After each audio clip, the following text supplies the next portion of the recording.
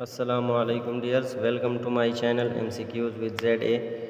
तो आज से हम प्लांट मॉर्फोलॉजी स्टार्ट करेंगे। प्लांट मॉर्फोलॉजी जो है इसमें कई सारे MCQs आते हैं जो कम्पिटिटिव एग्ज़ाम्स होते हैं। तो हमने एग्ज़ाम पॉइंट ऑफ व्यू से इसको पढ़ना है, ज़्यादा डिटेल में नहीं जाना। तो सबसे पहले हम मॉर्फोलॉजी के बारे में पढ़ते हैं कि मॉर्फोलॉजी किसे कहते हैं। तो मॉर्फोलॉजी किसी भी ऑर्गेनिज्म के एक्सटर्नल फॉर्म एंड स्ट्रक्चर को कहते हैं। इसी तरह प्लांट मॉर्फोलॉजी, प्लांट की एक्सटर्नल फॉर्म और स्ट्रक्चर पढ़ना प्लांट मॉर्फोलॉजी कहलाता है। अब यहाँ पर या तो वेजिटेटिव पार्ट्स की मॉर्फोलॉजी पढ़ेंगे या रिप्रोडक्टिव की। तो वेजिटेटिव पार्ट्स की मॉर्फोलॉजी पढ़ना वेजिटेटिव मॉर्फोलॉजी कहलाती है और रिप्रोडक्टिव पार्ट्स की मॉर्फोलॉजी पढ़ना रिप्रोडक्टिव मॉर्फोलॉजी कहलाती है। अब हम चलते हैं वेजिटेटिव मॉर्फोलॉजी की तरफ, जिनमें सबसे पहले रूट आता है। रूट जो है, रूट हमारे पास एक कलरलेस, लीफलेस, सिलेंड्रिकल स्ट्रक्चर होता है जिसमें ना नोड होते हैं, न लीव्स होते हैं, न बड्स होते हैं और ना ये फोटोसिंथेसिस करता है। तो ये जो फोटोसिंथेसिस करता है और नोड्स इंटरनोड्स होते हैं और सिलेंड्रिकल स्ट्रक्चर, ये खसूसियात स्टेम में पाई जाती हैं।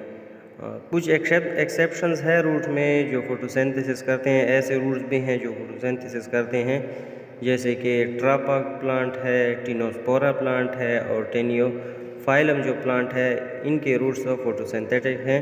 लेकिन ये एक्सेप्शन है और इसको याद रखना भी ज़रूरी है कि कभी कभी पूछ लेते हैं एग्ज़ाम्स में कि वो प्लांट्स जिनके रूट फोटोसिंथेटिक हैं उनकी मिसाल दी होती है। तो हमें याद होना चाहिए कि ये तीन प्लांट जो हैं, ट्रापा, टिनोस्पोरा और टेनियोफाइलम जो हैं, ये इन तीनों के तीनों प्लांट रूट्स जो हैं वो फोटोसिंथेटिक होते हैं।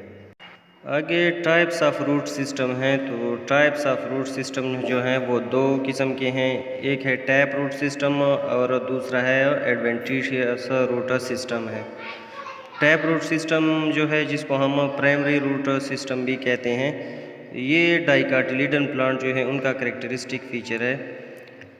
आगे इनकी मॉडिफिकेशन दी हुई है कि जो टैप रूट है वो मॉडिफाई होते हैं। तो टैप रूट या जो भी रूट हो या जो भी प्लांट ऑर्गन हो, वो मॉडिफाई क्यों होता है? तो मॉडिफिकेशन या तो फोटोसिंथेसिस के लिए होती है, या फूड स्टोरेज के लिए होती है, या फिर किसी ब्रांच को सपोर्ट करने के लिए मॉडिफिकेशन होती है। तो सबसे पहले जो मॉडिफिकेशन है प्राइमरी टैप रूट की, वो फ्यूजी फॉर्म रूट है।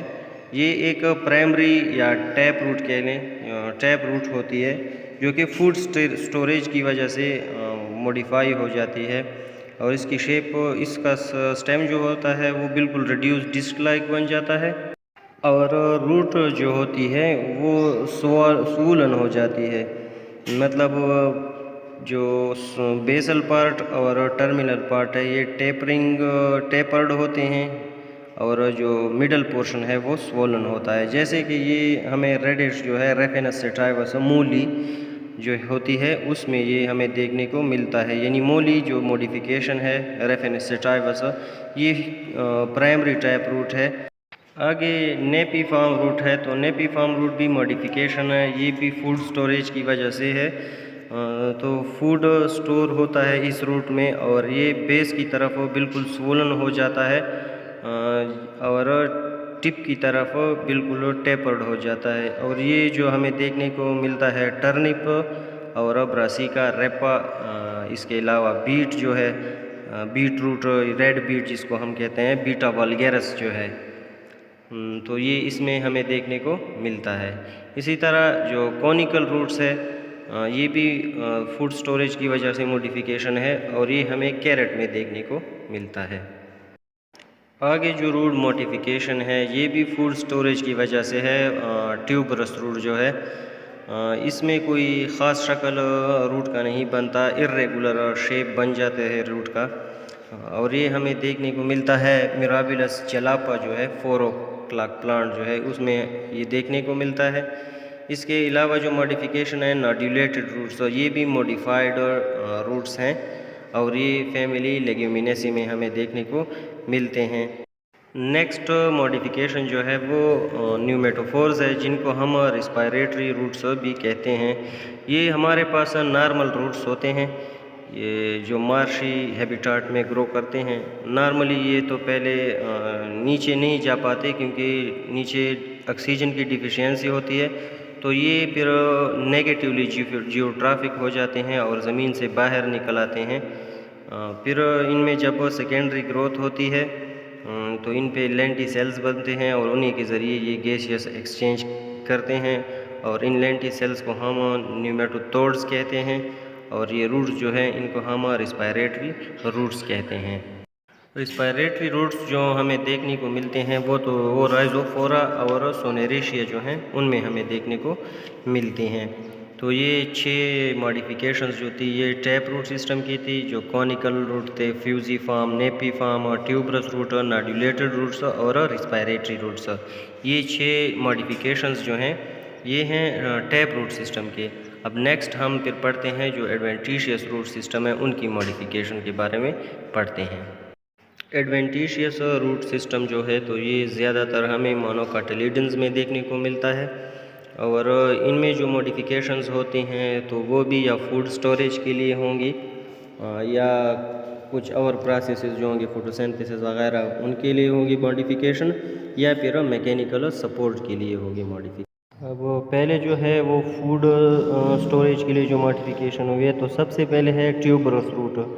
ट्यूबरस रूट हमने पीछे भी देखा जो कि वो टैप रूट में था, वो मिराबिलस प्लांट जो था उसमें देखने को मिल रहा था, और यहाँ पर जो एडवेंटिशियस रूट में है ट्यूबरस रूट वो स्वीट पोटैटो में देखने को मिलता है। तो इनके एग्जाम्पल्स बड़े ज़रूरी हैं याद करने के लिए। इसी तरह फेसिकुलेटेड रूट्स जो है वो डेलिया और एस्पेरेगस में देखने को मिलते हैं। फेसिकुलेटेड रूट्स जो है ये फ्लैशी रूट्स होते हैं जो कि लोअर नोड से निकलते हैं बंच की फॉर्म में। नोडुलोज रूट्स जो हैं वो मैंगो और जिंजर में देखने को मिलते हैं। मोनीली फॉर्म रूट्स जो हैं वो मोमोर्डिका, करेंशिया, वाइटस विनिफेरा और पर्चुलेका ओरेशिया इनमें देखने को मिलते हैं। एनुलेटेड रूट्स जो वो साइकोट्रिया में देखने को मिलते हैं। इसी तरह पामेट रूट्स जो हैं वो एक्टोनियम और चीज़ वगैरह में देखने को मिलते हैं। तो इनके अगर सारे हम एग्ज़ाम्पल्स याद कर लें तो इंशाल्लाह ये भी हमारे लिए काफ़ी होगा। आगे जो मॉडिफिकेशन है वो मैकेनिकल सपोर्ट के लिए होती है। तो सबसे पहले जो है प्रॉप रूट्स जो कि एक बड़ा ट्री है जिसको हम फाइकस बेंगालेंसिस कहते हैं, बनियन ट्री जिसे भी कहते हैं, तो इसके ब्रांचेस से रूट निकलती हैं और ज़मीन पर लगती हैं, इसको सपोर्ट करती हैं। इसी तरह स्टिल्ट रूट जो है ये लोअर नोड से निकलती हैं और शुगर केन में देखने को मिलती हैं। इन मॉडिफिकेशंस में ये जो 2 पढ़ लिए ये काफ़ी इम्पॉर्टेंट है एग्ज़ाम्स पॉइंट ऑफ व्यू से, और बाकी जो हैं अगर कोई पढ़ना चाहे तो पढ़ ले, लेकिन ये 2 ज़रूर याद कर ले। नेक्स्ट मॉडिफिकेशन एपिफाइटिक रूट्स की है। एपिफाइट उन प्लांट्स को कहते हैं जो दूसरे प्लांट पर ग्रो करते हैं। तो ये एपिफाइटिक रूट्स जो हैं ये हमें ऑर्किड्स जो हैं उनमें देखने को मिलते हैं, और इन रूट्स में एक ख़ास किस्म का टिशू बनता है जिसे हम वेलामेन टिशू कहते हैं, जो कि हाइग्रोस्कोपिक नेचर रखता है और मॉइस्चर को एब्जॉर्ब करने में हेल्प करता है रूट्स की। नेक्स्ट हॉस्टोरिया रूट्स हैं। हॉस्टोरिया रूट्स जो हैं ये पैरासिटिक होते हैं और ये हमें कस्कूटा रिफ्लेक्सिया में देखने को मिलते हैं। इसी तरह एसिमिलेटरी रूट्स जो है जो फोटोसिंथेटिक होते हैं ये हमें ट्रापा, टिनोस्पोरा और टेनियोफाइलम में देखने को मिलते हैं। नेक्स्ट ब्रीथिंग रूट्स या रिस्पायरेटरी रूट्स या फ्लोटिंग रूट्स के नाम, ये जो बहुत अहम नाम इसका है वो फ्लोटिंग रूट्स है, इसके नाम से बहुत मशहूर है। तो फ्लोटिंग रूट्स जो हैं ये जस्टिया में देखने को मिलते हैं, और रिप्रोडक्टिव रूट्स ऐसे रूट्स जो रिप्रोडक्शन में हेल्प करते हैं वो स्वीट पोटैटो में देखने को मिलते हैं, एपोमिया बटेटस में। नेक्स्ट स्टेम है। तो स्टेम जो है ये प्लम्यूल से निकलता है। जब सीड को हम ग्रो करते हैं तो सीड रेडिकल जो है वो रूट बनाता है और प्लम्यूल जो है वो स्टेम बनाता है, स्टेम जो होता है वो नेगेटिवली जियोट्रॉफिक होता है और पॉजिटिवली फोटोट्रॉफिक होता है। इसी तरह ये डिफरेंशिएट हुआ होता है नोड्स और इंटर नोड्स में। इसी तरह इस पर ब्रांचेस भी आते हैं और बड्स भी इस पर आते हैं। अब अगर फॉर्म्स ऑफ स्टेम की बात की जाए तो हमारे पास दो फॉर्म्स हैं, एक इरेक्ट या हार्ड फॉर्म भी इसको कहते हैं, हार्ड स्टेम या इरेक्ट स्टेम, और दूसरा जो है सॉफ्ट या वीक स्टेम हम उसको कहते हैं। स्ट्रॉन्ग फॉर्म्स या इरेक्ट फॉर्म्स या हार्ड फॉर्म्स जो स्टेम के हैं वो चार जो है, पहला है एक्स करंट। एक्स करंट को हम कोनिकल भी कहते हैं। ये इसके जो ब्रांचेस होते हैं स्टेम की, ये कोन लाइक शेप बना लेते हैं, जैसे कि पाइनस की जो ट्रीज़ हैं, और ब्रांचेस जो होते हैं वो इक्विपिटल मैनर में अरेंज होते हैं, यानी यंगर जो ब्रांचेस होते हैं वो एपेक्स पे होते हैं और जो ओल्डर होते हैं वो नीचे होते हैं एपेक्स से थोड़ा लोअर पोर्शन पे। डिलिक्वेसेंट जो है इसको हम डी करंट भी कहते हैं। तो ये इसमें बेसिपिटल अरेंज होते हैं, यानी यंग जो होते हैं वो नीचे होते हैं और ओल्डर जो होते हैं वो ऊपर होते हैं। ये हमें मैंगो और शीशमों वगैरह में देखने को मिलते हैं। इसके बाद जो है कार्डेक्स, ये हमें जो पाम्स हैं यानी डेट पाम्स जो हैं उनमें देखने को मिलते हैं, और इस स्टेम के टिप पे क्रोन एक जगह पे सारे जो ब्रांचेस होते हैं वो अरेंज होते हैं और एक क्रोन का शेप बनाते हैं।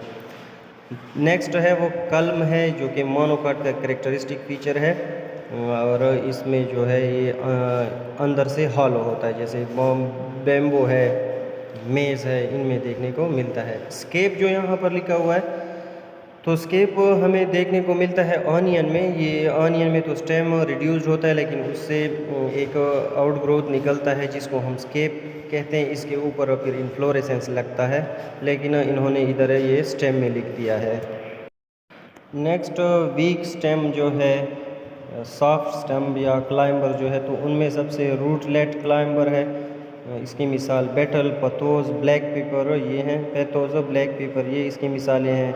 हुक क्लाइंबर जो हैं ये रोज़ एंड केन, बुगनविलिया, बिग्नोनिया भी इसी में आता है। टेंड्रिल क्लाइंबर जो है, तो ये सारों की मिसालें लिखी हुई हैं, ये देख लें। स्टेम मॉडिफिकेशन की अगर बात की जाए तो स्टेम मॉडिफिकेशन तीन किस्म के हो सकते हैं, या तो ये अंडरग्राउंड मॉडिफाई होगा स्टेम, या सब एरियल मॉडिफिकेशन होगा, या फिर बिल्कुल एरियल मॉडिफिकेशन होगा। अंडरग्राउंड मॉडिफिकेशन जो है तो उसमें राइजोम आता है, कॉर्म आता है, बल्ब आता है और ट्यूबर आता है। अब पहले है राइजोम।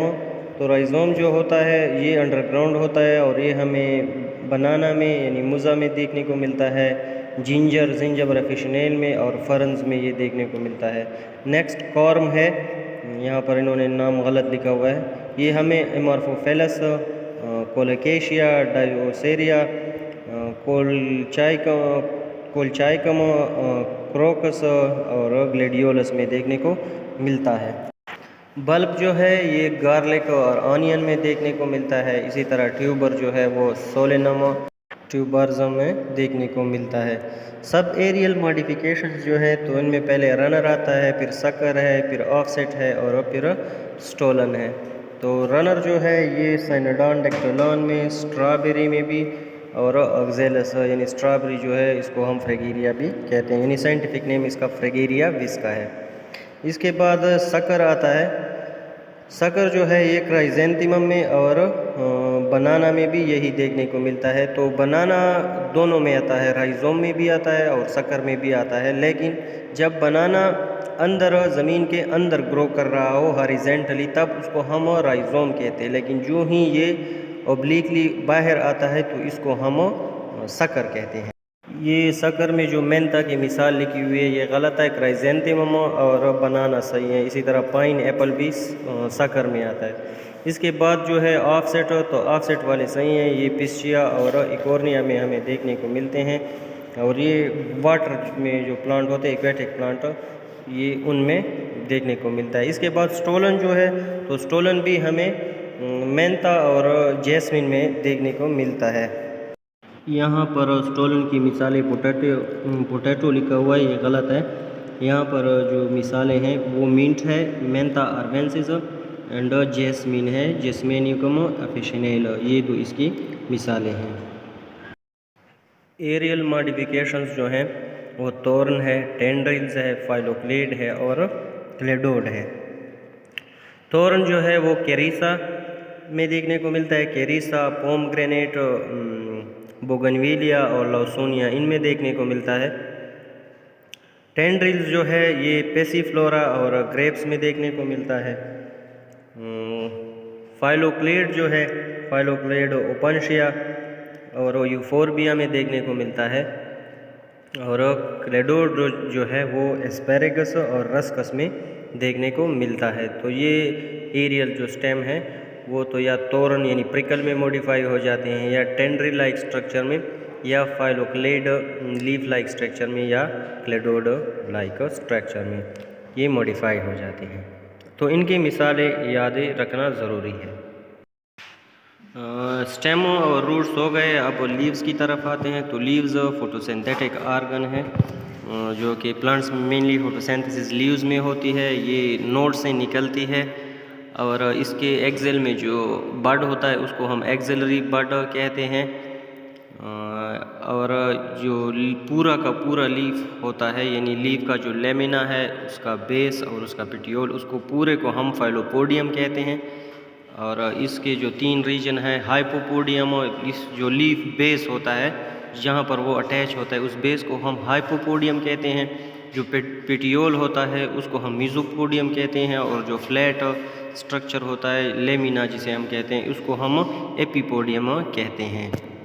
इसके बाद क्लासिफिकेशन ऑफ लीव्स जो है, तो लीव्स आर ऑफ 6 टाइप्स। तो 6 किस्म के लीव्स हो सकते हैं।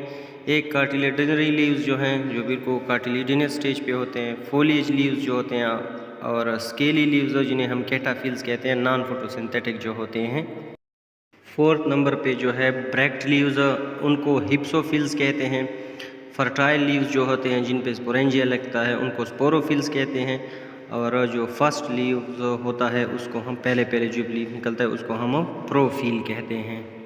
आगे स्टिप्यूल्स है, तो स्टिप्यूल एक स्मॉल आउटग्रोथ निकलता है लीफ की बेस पे। तो जिस लीव की बेस पे निकले उसको स्टिप्यूलेट्स लीव कहते हैं, और जिनमें नहीं निकलता उनको हम एक्सटिप्यूलेट कहते हैं। आगे दिए हुए हैं कि कौन सी फैमिली या कौन से प्लांट में किस किस्म का स्टिप्यूल पाया जाता है। तो ये देख लें, इनमें से चंद एक याद भी कर लें क्योंकि इनमें से MCQs पूछे जा सकते हैं। पेटियोल जो होता है, इस लीफ ऑफ स्टॉक जो होता है उसको हम पेटियोल कहते हैं। और जिन लीव्स में ये प्रेजेंट है उन लीव्स को हम पेटियोलेट कहते हैं, और जिन लीव्स में पेटियोल नहीं होता उन लीव्स को सीसाइल लीव्स कहते हैं। अब पेटियोल की जो टाइप्स हैं, तो पेटियोल टेंड्रिलर भी हो सकता है जैसे कि निफेंथिस और क्लेमेटिस में देखने को मिलता है। बल्बुलस भी हो सकता है, और इसी तरह विंग्ड जो है, ये विंग्ड वाला बहुत ही इंपॉर्टेंट है जो कि सिट्रस का कैरेक्टरिस्टिक फीचर है कि wing petiole is the characteristic feature of a citrus plant. इसके बाद हैं टाइप्स ऑफ लीव्स। तो टाइप्स या लीव्स तो कंपाउंड भी हो सकते हैं और सिंपल भी हो सकते हैं। लेमिना के बेस पे ये टाइप्स हैं। तो अगर लेमिना डिवाइडेड हो तो उसको हम कंपाउंड लीव कहते हैं, और अगर लेमिना पूरा का पूरा हो, किसी किस्म की इंसिजन ना हो, तो उसको हम कहते हैं सिंपल लीफ। कंपाउंड लीफ 2 किस्म के टाइप्स हैं इसके, एक पिनेट कंपाउंड लीफ है और एक दूसरा है पामेटली कंपाउंड लीफ। तो पिनेट कंपाउंड लीफ जो होता है उसकी फर्दर टाइप्स हैं, यूनिपिनेट भी हो सकते हैं, और बाईपिनेट भी हो सकते हैं, और ट्राई पिनेट भी हो सकते हैं।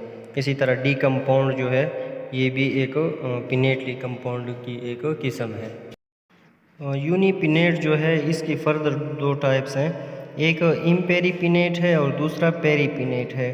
इम्पेरीपिनेट में जब नंबर ऑफ लीफलेट्स जो बनते हैं तो वो आड अगर बन जाए तो फिर उनको हम इम्पेरीपिनेट कहते हैं। ये हमें नीम जो है अजारिकेटा इंडिका जो है उसमें देखने को मिलता है, और पेरीपिनेट जो है इसमें लीफलेट्स की तादाद इवन होती है।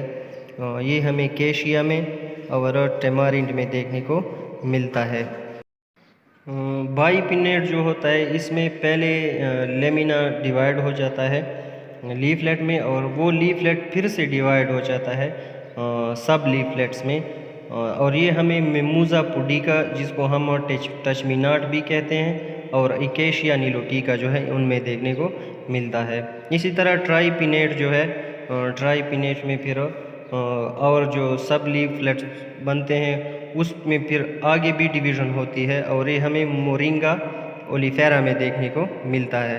और डीकम्पाउंड जो होता है तो इसमें बहुत ज़्यादा डिवीजन्स हुई होती हैं, लेमिना बहुत ज़्यादा हाईली डिवाइडेड होता है, तो ये हमें कोरिएंड्रम जो है, कोरिएंड्रम धनिया जो है उसमें देखने को मिलता है। पामेटली कंपाउंड है आगे नंबर 2 जो है, तो पामेटली कंपाउंड में जो लीफलेट्स होते हैं वो सारे के सारे एक ही पॉइंट पे अरेंज होते हैं। तो इसकी फर्दर जो सब टाइप्स हैं उनमें सबसे पहले यूनिफोलिएट है, ये हमें सिट्रस में देखने को मिलता है। बाईफोलिएट जो है ये जोर्निया बोहेनिया में, और हार्डविचिया जो लिखा हुआ है हार्डविचिया।